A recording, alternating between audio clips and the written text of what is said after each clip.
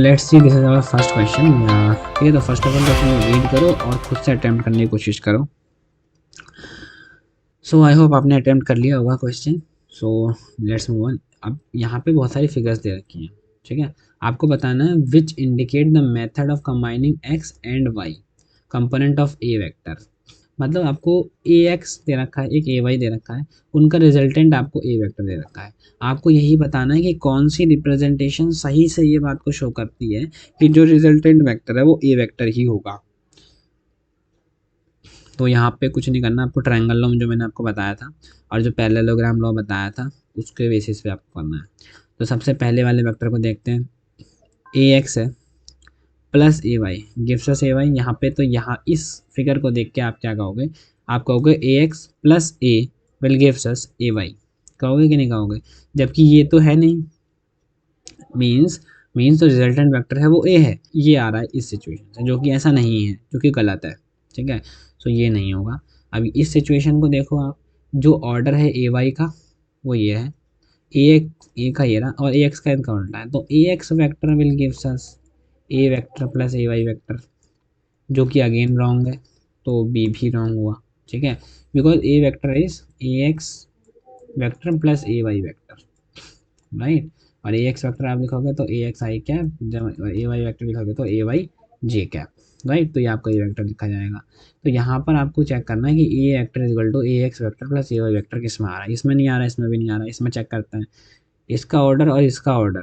ठीक है, और इसके अपोजिट ऑर्डर में ए वेक्टर है, तो ये सही है। ठीक, तो यहाँ पर हम कह सकते हैं A vector is equal to A X vector plus A Y vector, right. अब यहाँ पे देखते हैं, यहाँ पे जो ऑर्डर है वो ए वाई का ये रहा, ए एक्स का ये रहा और ए का ये रहा। ठीक है, तो यहाँ पे भी मैं कह सकता हूँ इसके अपोजिट ऑर्डर में ए है तो A X vector plus A Y vector, तो ये ठीक है, तो डी भी ठीक है। ठीक है, अब ऐसे ई वाले का चेक करते हैं, तो जो इसका ऑर्डर है इसका ऑर्डर है और ए वेक्टर भी इन्हीं के ऑर्डर में आ गया। ए एक्स ये रहा, ए वाई ये रहा और ए भी इन्हीं के ऑर्डर में आ गया, राइट। सो यहाँ पर हम नहीं लिख सकते हैं ट्रायंगल लॉ, यहाँ पे ऐसे नहीं लगेगा। ठीक है, तो हम ये कहेंगे कि भाई जो ए एक्स वेक्टर है प्लस ए वाई वेक्टर है वो नेगेटिव ऑफ ए वेक्टर के बराबर होगा, राइट। क्योंकि जो रिजल्टेंट वेक्टर है वो इसके अपोजिट डायरेक्शन में होगा ना, माइनस ए वेक्टर। तो A X vector plus A Y vector gives us the negative of the A vector, right. लेकिन यहाँ पर जो शो करना है वो शो करना है A vector is equal to A X vector plus A Y vector, so that is wrong, right. And now the another question, इसमें पार्ट बचा है, इसमें बोला है कि भाई parallelogram law of vector addition आप लगाओगे, सो जो डायगोनल होगा इन दोनों को, जो एंगल को जो कट कर रहा होगा वही डायगोनल आपका ए वेक्टर शो करेगा। सो ये वाली बात सही है, right. So move on to the another problem. Two forces of 12 Newton and 5 Newton are acting at a point at an angle of 45 degree with each other. Find out the magnitude and the direction of that resultant vector. So simple सी कहानी है, इसने बोला कि एक force इतना है दूसरा फोर्स इतना है, दोनों एक पॉइंट पे लग रहे हैं 45 डिग्री के एंगल पे। तो आपको मैग्नीट्यूड बताना है और डायरेक्शन बतानी है उसके रिजल्टेंट फोर्स की, राइट। सो एक ये पॉइंट मान लेते हैं पी पॉइंट, इस पे एक फोर्स लग रहा है ऐसे 12 न्यूटन का एंड अनदर फोर्स लग रहा है 5 न्यूटन का, ऐसे मान लेते हैं। एंड दोनों के बीच में जो एंगल है वो कितना है, 45 डिग्री का है। तो जब भी मेरे को दो एंगल के बीच, दो वेक्टर्स के बीच में एंगल निकालना है, तो फोर्स इज अ वेक्टर, और दो वेक्टर्स के बीच में एंगल निकालना होता है तो क्या करना होता है, टेल से टेल ज्वाइन करनी होती है। तो यहाँ पे मैं टेल से टेल ज्वाइन करता हूँ, ये मैंने टेल से टेल ज्वाइन करी, इसको मैं बोलता हूँ F1, इसको बोलता हूँ F2 वेक्टर, इसे बोलता हूँ F1 वेक्टर। सो जो F2 वेक्टर है वो ये रहा, F1 वेक्टर ये रहा, और इनके बीच में जो एंगल है वो कितना है, 45 डिग्री का है, राइट। एंड F2 वेक्टर का जो मैग्नीट्यूड है वो 5 न्यूटन है। ठीक है, 5 न्यूटन, एंड इसका जो मैग्नीट्यूड है वो कितना है, 12 न्यूटन। एंड जो आपको पता है find the magnitude and direction resultant vector, तो रिजल्टेंट वेक्टर का मैग्नीट्यूड डायरेक्शन बताना है। रिजल्टेंट वेक्टर क्या होगा, जो भी पैरेललोग्राम फॉर्म हो रहा है, जैसे ये पैरेललोग्राम आपका फॉर्म हो गया। ठीक है, तो जो इसकी जो डायगोनल है वो आपको क्या देगी, रिजल्टेंट वेक्टर, वो क्या देगी आपको, F1 vector plus F2 vector, right. So यही होगा आपका F1 vector plus F2 vector gives us the resultant vector. अब मैंने आपको कुछ चीज़ें बता रखी है कि जो रिजल्टेंट वेक्टर का मैग्नीट्यूड होगा वो क्या होगा, √F1 वेक्टर का स्क्वायर F2 वेक्टर का स्क्वायर जमा 2F1 F2 cos of theta between them, ठीक है, एंड थीटा इज 45 डिग्री। यहाँ पे लिखते हैं F1 वेक्टर की वैल्यू 12 का स्क्वायर एंड 5 का स्क्वायर जमा 12 इंटू 5 इंटू कॉस 45 डिग्री 1/√2, ठीक है। एंड ये हो गया 144, ये हो गया 25, ये हो गया 60√2, राइट। एंड डायरेक्शन बतानी है रिजल्टेंट वेक्टर की। सो रिजल्टेंट वेक्टर की जब भी हमें डायरेक्शन बतानी होती है तो हम यूज़ करते हैं phi, the concept of phi. So phi के यहाँ पे हम जब हम लिखते हैं इसे टेन इनवर्स करके लिखते हैं। टेन इनवर्स ऑफ को मैंने बताया था, अगर ये आपका रिजल्टेंट वेक्टर है और ये फाई है, ठीक है, ये आपका F1 था, ये आपका F2 है, ठीक है। सो ये अगर एंगल आपका फाई है, ठीक है, जो कि आप F2 के साथ आप बना रहे हो, तो आप F2 को लिखोगे यहाँ पे प्लस F1 को यहाँ पे और यहाँ पे, इनको साइन थीटा और कॉस थीटा के साथ, राइट। बस तो आपका फाइव भी आ गया, डायरेक्शन भी आ गई। F1 कितना है आपका, magnitude of the F1 is 12 sine of 45 degree, right, upon में F2 कितना है 5, ठीक है, प्लस 12 कॉस 45 डिग्री, तो ये आपकी डायरेक्शन है। तो इस तरीके से आप मैग्नीट्यूड डायरेक्शन निकाल सकते हो, ठीक है। तो मूव करते हैं अगले question. If P vector and Q vector, then find the vector having same magnitude as that of Q and parallel to that of P। तो आई होप आपने अटेम्प्ट कर लिया होगा। सो ये है Q वेक्टर, ये है P वेक्टर। आपको फाइंड आउट करना है वेक्टर जिसका magnitude same as that of Q, magnitude same होगा Q वेक्टर के, ठीक है, एंड पैरेलल टू P, और P वेक्टर के पैरेलल होगा। मैं रैंडमली कोई वेक्टर बना देता हूँ P वेक्टर ये रहा, एंड रैंडमली कोई भी वेक्टर बना देता हूँ Q वेक्टर, ठीक है। क्यू वेक्टर रेंडमली बना देता हूँ, लेट्स सपोज ये मेरा क्यू वेक्टर हो गया, ठीक है। इस पी वेक्टर का मुझे पता है क्या है, 1 I cap plus 2 J cap. इसका मुझे पता है, अब एक अनदर वेक्टर फॉर्म करना है, magnitude as that of Q and parallel to P. P के पैरेलल बनाना है और क्यू का मैग्नीट्यूड बनाना है, मतलब जितना लंबा क्यू है उतना ही लंबा वो वेक्टर भी होना चाहिए मेरा, ठीक है, लेकिन वो इस पी के पैरेलल होना चाहिए, parallel to P vector, right. So कोई भी वेक्टर है, मान लो उस वेक्टर को मैं बोलता हूँ ए वेक्टर। तो इस वेक्टर के पास दो चीज़ें, इसका मैग्नीट्यूड और इसकी डायरेक्शन। और किसी वेक्टर को अगर मुझको लिखना होता तो मैं कैसे लिखता हूँ, उसका मैग्नीट्यूड इनटू उसकी डायरेक्शन। सो ये डायरेक्शन पता लगाने के लिए मैं यूनिट वेक्टर को यूज़ करता हूँ, ठीक है। तो ये डायरेक्शन किसकी डायरेक्शन में, पी वेक्टर की डायरेक्शन में है। सो पी वेक्टर की जब ये डायरेक्शन में है तो यूनिट वेक्टर कौन सा आएगा, पी कैप, ठीक है। यूनिट वेक्टर तो ऐसा वेक्टर इसका मैग्नीट्यूड क्या हो, 1।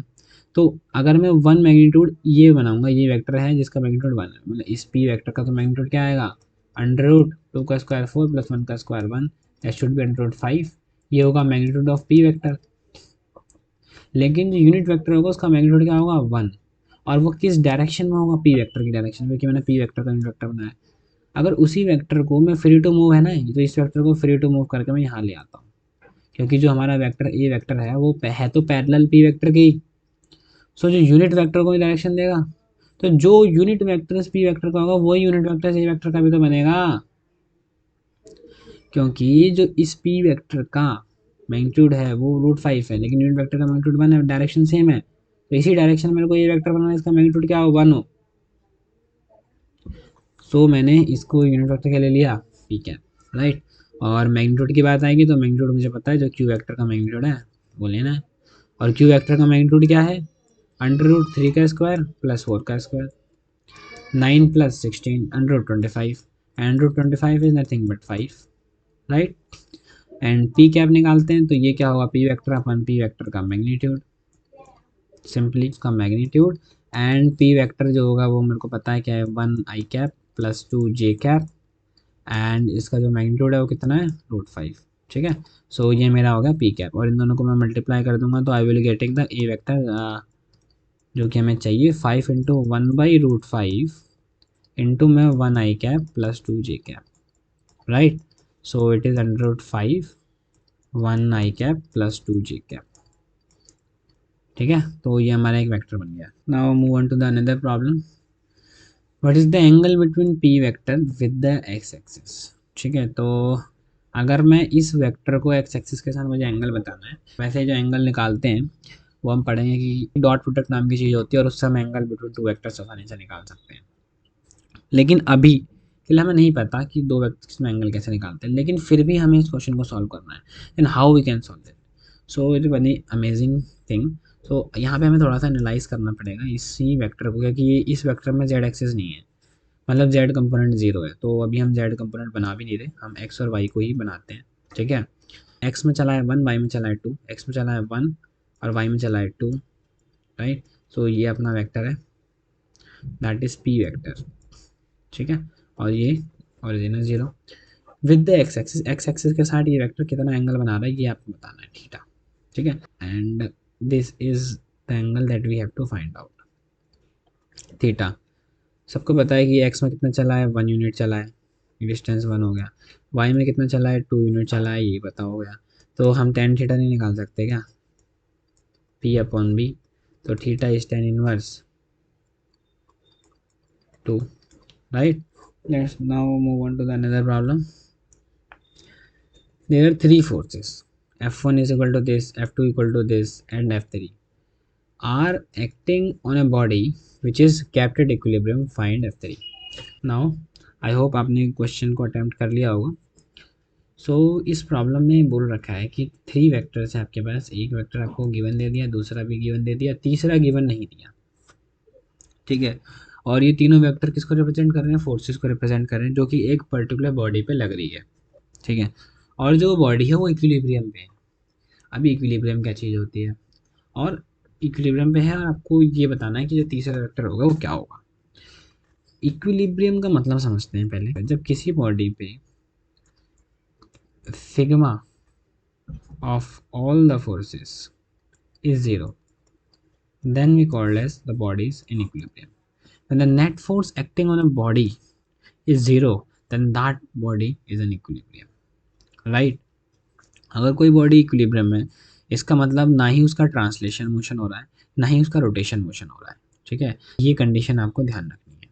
ठीक है, आगे मैं आपको बताऊंगा कि इक्विलिब्रियम का मतलब नेट टॉर्क भी जीरो होता है, नेट फोर्स भी जीरो होता है, वो सारी चीज़ें हम बात करेंगे। लेकिन अभी के लिए, अभी आप इतना डेप्थ में गए नहीं हो, सो अभी के लिए आपके लिए बस इतना जानना इंपॉर्टेंट है, इक्विलिब्रियम का मतलब नेट फोर्स जीरो। सो इस पे जो फोर्सेस लग रहे हैं वो ऐसे लग रहे हैं, मान लो F1 कुछ ऐसे है, राइट, F2 कुछ ऐसे है, एंड F3 कुछ ऐसे है। ठीक है, F1 की जो वैल्यू है वो दे रखी है मेरे को कितनी, 2, -1 एंड 5। इन सिमिलर वे मेरे को F2 की वैल्यू भी दे रखी है, कितनी दे दी मेरे को F2 की वैल्यू, 3, 4 एंड 1। एंड F3 की जो वैल्यू है, F3 वेक्टर, वो मेरे को नहीं पता, बताना है। मान लो एक्स को मैं वाई को मैं जेड मान लेता हूँ। बॉडी इक्विलिब्रियम पे, इसका मतलब नेट फोर्स बॉडी पे क्या होने वाली है, ज़ीरो।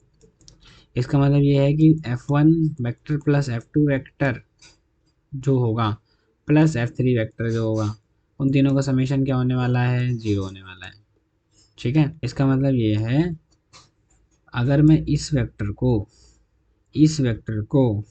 और F3 वेक्टर को ऐड करूँगा तो that should be comes out to be zero. ठीक है, और किसी वेक्टर को ऐड करना मतलब इसका कोई x होगा, x1 y1 z1। ठीक है, इसका होगा x2 y2 z2।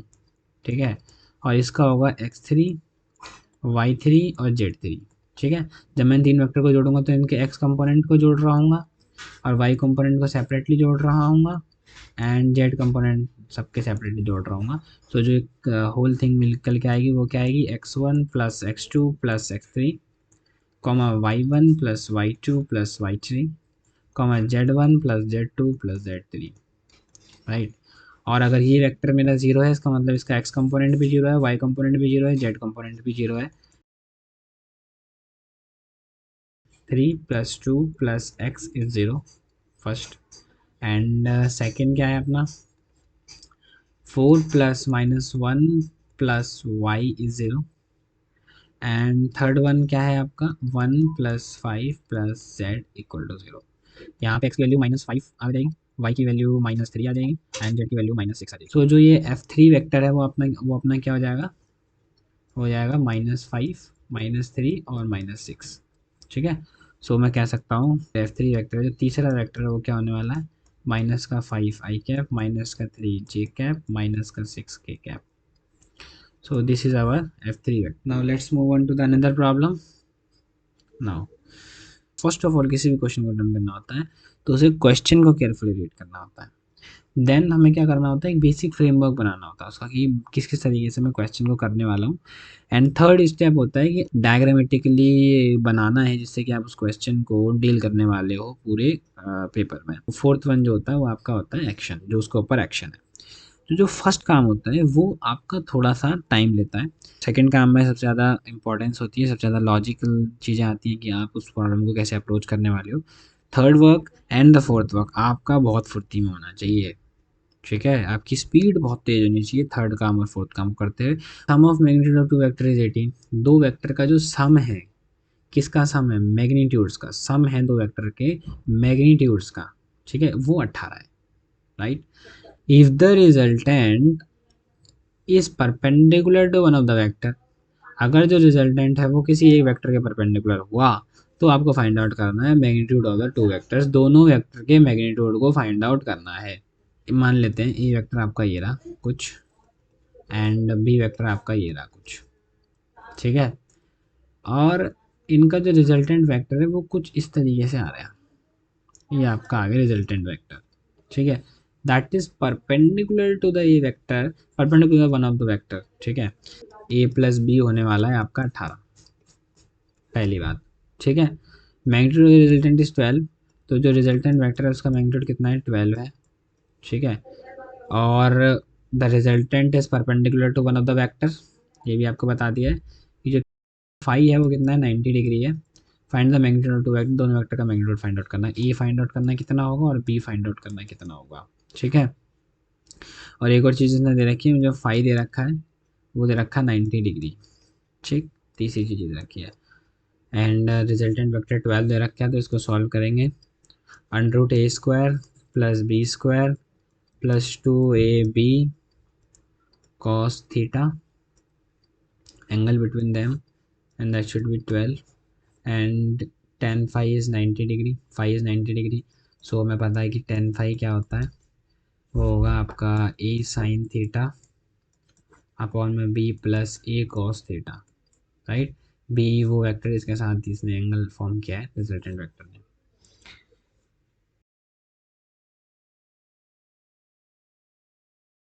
tan का ग्राफ देखा है आपने, तो भी इस तरीके का होता है। तो 90 डिग्री पे ये इन्फिनिटी को अप्रोच करता है, मतलब हम बता नहीं सकते इसकी वैल्यू क्या होगी, बट ये एक तरीके से इन्फानाइट को अप्रोच करने वाला समथिंग हम कह सकते हैं। तो ये वाली क्वांटिटी तो भाई डिफाइंड नहीं है। ठीक है, अगर इस क्वांटिटी को मुझे नॉट डिफाइन करना है, डिनोमिनेटर है जो क्या है डिनोमिनेटर, उसको मुझे ज़ीरो करना पड़ेगा। तो अगर डिनोमिनेटर को ज़ीरो करते हैं तो हम बोलते हैं कि भाई cos थीटा इज़ -b/a, ये करना पड़ेगा। ठीक है, सो यहाँ से हम अप्रोच कर सकते हैं। ठीक, ओके, दैट इज़ फाइन। तो यहाँ से हमें ये मिल जाता है, तो ये अपना बोल देते हैं फोर्थ। ठीक है, इस फोर्थ को उठा करके डाल देते हैं यहाँ पे अपना cos थीटा की जगह।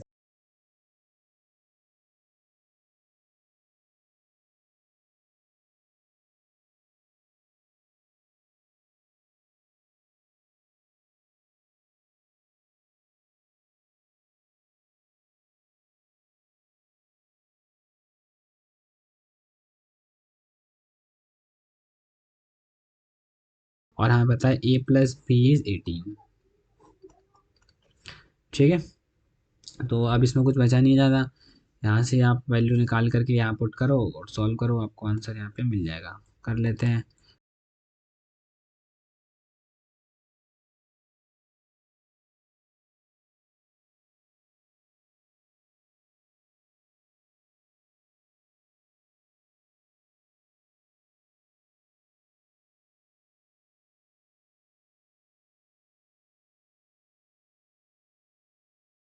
ऐसे ए का मैग्नीट्यूड आ जाएगा, फिर हम बी का निकाल देंगे, फिर यहीं से आप बी का निकाल लेना 18 - a करके। ठीक है, So now move on to the another problem. The greatest and the least resultant of two forces acting at a point are this and 6 Newton respectively. If each force is increased by 3 Newton, find the resultant of the new force when acting at a point at an angle of 90 degree to each other. Right. सो यहाँ पर बात करिए इसने greatest resultant की और least resultant की। आपने गौर किया होगा, मैंने आपको बताया था कि जो ग्रेटेस्ट रिजल्टेंट होता है और जो लीस्ट रिजल्टेंट होता है उसकी कहानी बताई थी। ग्रेटेस्ट रिजल्टेंट के केस में थीटा कितना होता है, 0 डिग्री होता है। लीस्ट रिजल्ट के केस में थीटा कितना होता है, 180 डिग्री होता है। मतलब जो रिजल्टेंट आपका निकल के आया था ना, under root a² - b² - 2ab cos theta, तो उसकी जो वैल्यू मैक्सिमम होगी जब cos थीटा मैक्सिमम होगा एंड cos थीटा मैक्सिमम होगा थीटा इक्वल टू 0 पे। ठीक है, तो इसकी मैक्सिमम वैल्यू कब आएगी, जब cos थीटा आपका मैक्सिमम होगा एंड ये मैक्सिमम कब होगा, जब थीटा आपका 0 होगा। ठीक, सो ये आपका ग्रेटेस्ट रिजल्टेंट हो जाएगा। मिनिमम रिजल्टेंट होगा जब cos थीटा आपका मिनिमम होगा और ये मिनिमम तब होगा जब थीटा आपका 180 डिग्री होगा और ये आपका क्या होगा, लीस्ट रिजल्टेंट। ठीक है, अब इसने बोला है कि जो ग्रेटेस्ट रिजल्टेंट है, ठीक है, वो हमें पता है कि a+b होता है और वो कितना दे दिया इसने 10। लीस्ट रिजल्टेंट हमें पता है क्या होता है, a वेक्टर का मैग्नीट्यूड माइनस b वेक्टर का मैग्नीट्यूड का भी मैग्नीट्यूड जो होगा वो कितना होगा, 6 होगा। ठीक, if each force is increase by 3 Newton, अगर दोनों फोर्सेस को हम 3 न्यूटन से इंक्रीज कर रहे हैं, the resultant of the new force, ठीक है, रिजल्टेंट होगा न्यू फोर्सेस का when acting at a point at an angle of 90 degree to with each other. ठीक है, अब यहाँ से पहले फाइंड आउट कर लेते हैं कि भाई कितनी वैल्यू ए की होगी, क्या वैल्यू बी की होगी।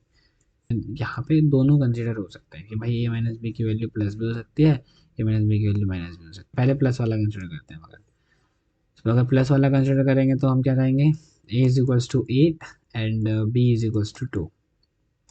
ठीक है, एंड अगर मैं माइनस वाला कंसिडर करता हूँ तो अगर मैं दोनों को ऐड करूँगा तो कितना होगा, 4, तो ए की वैल्यू हो जाएगी 2 एंड बी की वैल्यू हो जाएगी तो 8 आ जाएगी। ठीक है, तो दोनों वेक्टर क्या होंगे, ए एंड बी, कोई सा भी एक 2 होगा एंड अनदर वन इज 8। ठीक है, मतलब दोनों ही में सेम आंसर आएगा, बस यहाँ पे आपने जो माना है, मैंने तो माना ना कि ये वेक्टर है, मैंने माना कि बी वेक्टर। ठीक है, ए वेक्टर की वैल्यू 8 निकल के आ गई, बी वेक्टर की वैल्यू 2 निकल के आ गई।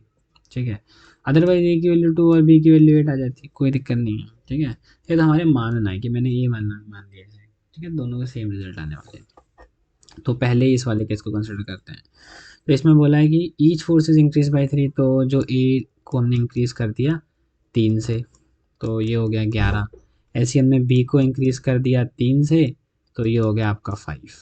ठीक है, इन द सिमिलर वे अब क्या हुआ, अब हम इसको भी इंक्रीज कर देंगे यहाँ पे। सो इनका यहाँ पे कर लेते हैं, ए डैश हो जाएगा 5 एंड बी डैश हो जाएगा 11। ठीक है, और अब इसने बोला है कि resultant of new forces when acting at a point at an angle of 90 degree with each other. ठीक है, अब ये जो न्यू फोर्सेज है इनका रिजल्टेंट बताना है। ठीक है, जब ये एक दूसरे पे 90 डिग्री पे क्या कर रही हैं, एक्ट हो रही हैं। अब ये वाली फोर्स और ये वाली फोर्स दोनों ही 90 डिग्री पे एक्ट हो रही है, तो इनका थीटा कितना है, 90 डिग्री है। तो अगर मैं इनका रिजल्टेंट अब निकालूंगा तो क्या कहलाएगा, वो अंडर रूट ए डैश का स्क्वायर प्लस बी डैश का square plus 2 time A dash B dash cos of 90 degree. ठीक है, और कॉस 90 डिग्री तो जीरो होता है, तो वाला पूरा क्या हो जाएगा, जीरो। तो ये हो जाएगा मेरा 11 का स्क्वायर प्लस 5 का स्क्वायर, दैट शुड बी 121 प्लस 25 and that should be equal to 6 और 146। And in the similar way अगर मैं यहाँ पे भी ये चीज़ अप्लाई करूँगा तो मैं कहूँगा कि थीटा भाई 90 डिग्री होगा एंड रिजल्टेंट वेक्टर आपका अगेन रूट ए डैश का स्क्वायर प्लस बी डैश का स्क्वायर निकल के आएगा and root 25 plus 121 and is again 146 and that is he asked. ठीक है, तो दोनों से निकालो सेम आंसर निकल के आएगा।